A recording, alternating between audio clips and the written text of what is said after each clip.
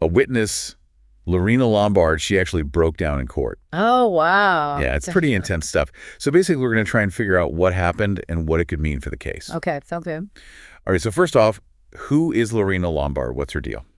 Well, initially, she was one of the accused, but now she's a state witness, and she's made some pretty serious allegations against Joshlin's mother, Kelly Smith. Like what? Oh, like she's claimed that Kelly actually sold Joshlin for 20,000 rand. Wow. But anyway, the point is her testimony is huge for the prosecution's case. I see, and that's where this cross-examination comes in. Right, They're yeah. trying to see if her story holds up. Exactly. And the transcript even says that the Judge Erasmus, he actually had to adjourn the trial after Lombard's breakdown. Seriously? Yeah.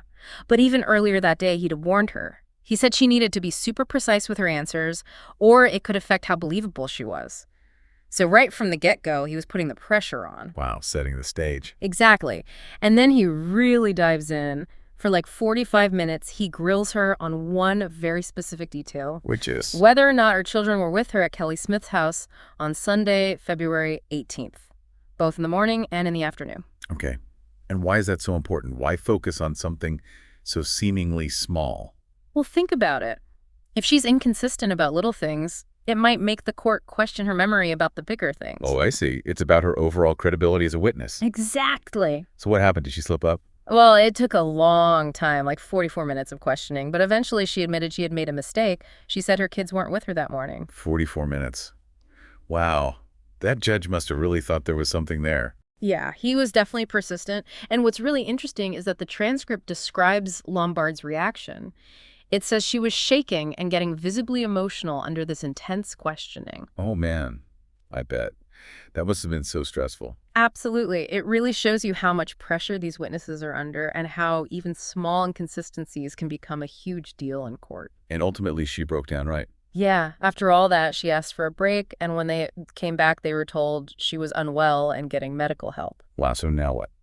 Well, we don't know if she'll be able to come back and finish her testimony. The transcript mentions the possibility of a new witness being called. Oh, so it's all up in the air now. Pretty much. And it really highlights how fragile a trial can be. I mean, this cross-examination, it's meant to test the truthfulness of what a witness is saying. Yeah.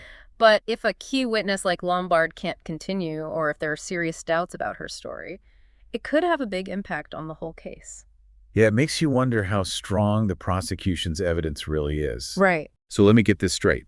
We have a key witness who's being questioned hard about a specific detail. This leads to her having a breakdown, and now it's uncertain if she'll even be able to continue.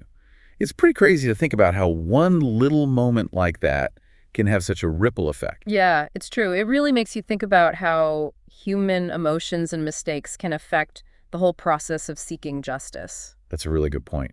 So it seems like what we're left with is this question.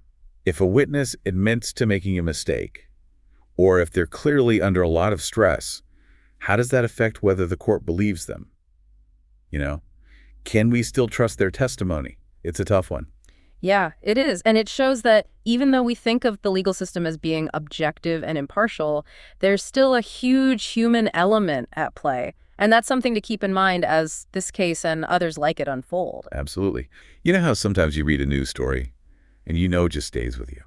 Like you just keep thinking about it. Oh, yeah, for sure. Yeah, there's this uneasy feeling like something really messed up is happening. This was day 2 of cross-examination. Yes. And the defense attorney, Fanny Harms, who was representing Jacques Annapolis, Right. really came out swinging. He did. It was an aggressive approach. The reports use that word, aggressive. Yeah, and you often see this in these types of cases where the defense really tries to pick apart the witness's story. Mm-hmm. You know, they're looking for anything that doesn't add up. Right. And they try to use those inconsistencies to make the witness seem less believable. Right. So they can say, oh, this person can't even remember this little detail. Exactly. So how can you trust anything they say?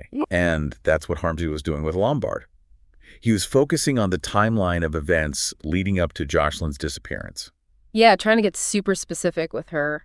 Back in February 2024, it wasn't even about the main accusations yet. Right. It was all about the details. Like, when did this happen? Where were you? What time was it? Just really drilling down. So the defense is basically trying to plant seeds of doubt Exactly. in the minds of the jury. Make them wonder if Lombard's memory is accurate. Right. If she's wrong about these little things, maybe she's wrong about the big things, too. And then things took a turn. Yes, they did. A dramatic turn. Very much so. because Lombaard broke down. Not once. Not once, but twice. Twice. While she was on the stand. It was hard to watch. The first time she was shaking, her voice was quivering. And then she just stopped responding. Needed medical attention. Imagine being in that situation. I can't. All those eyes on you. Yeah, the pressure.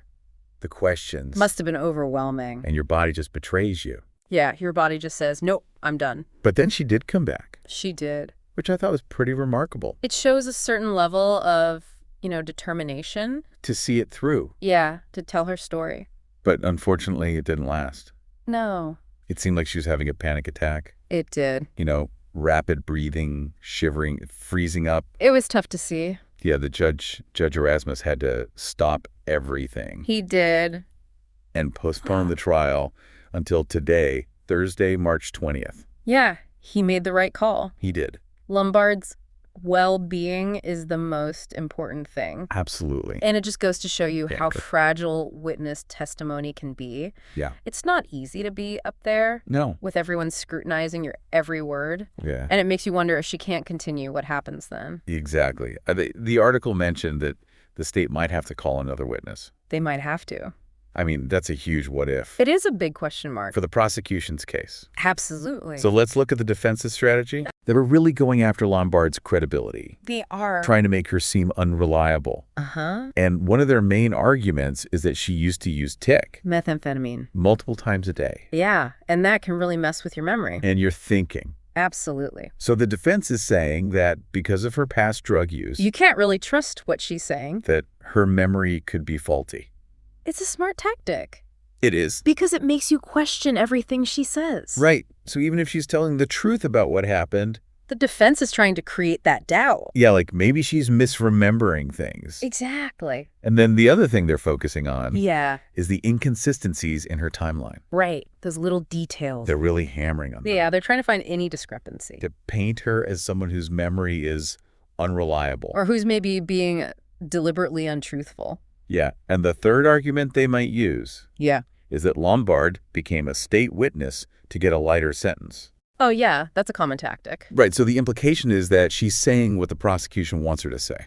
Exactly. Maybe she's making things up to get a better deal. And if the defense can convince the jury that she's biased... Then her testimony loses its power. Right, because it seems like she has something to gain from implicating these other people. And that makes the prosecution's job a whole lot harder.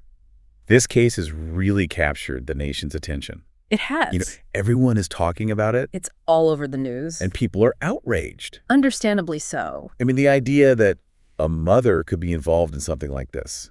It's just horrifying. It's every parent's worst nightmare. Yeah, and people want justice for Joshlin. Absolutely. And you see that playing out on social media, too. Oh, yeah. So many different opinions. Some people feel sympathy for Lombaard. Right. They see her as a victim, too. Yeah. Maybe she was manipulated. Yeah. Caught up in something she didn't understand. And now she's trying to make amends. But then other people are skeptical. Yeah. They don't trust her. Especially given her past. Right. With the drug use. It's understandable. It is. It's a complicated situation. It is. With no easy answers. For sure. And as the trial continues, there were so many questions. So many. Will Lombaard be able to continue testifying? That's the big one. After what happened yesterday? Yeah, her health is the priority. Absolutely. But if she can't testify... What happens then? That's the question. Does the prosecution have another witness? Maybe they have other evidence. But it would be a big blow to their case. It would.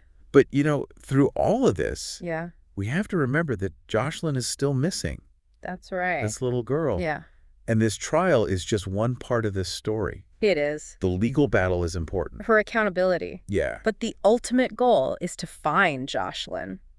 And to get answers. That's what we all want. So what did we learn today? Well, I think the biggest takeaway is that witness testimony is so fragile and it can make or break a case. We saw that with Lombaard. Yeah. The pressure, the scrutiny. It can be overwhelming. Absolutely. And it makes you think about how we balance the need for justice with the human cost of these trials. It's not always black and white. No, it's complicated. It is. And this deep dive was just a glimpse. Yeah, a small piece. Of a much bigger story. That's still unfolding, and we'll keep following it for you. We will, so stay tuned. Too soon? And we'll see what happens next. We will.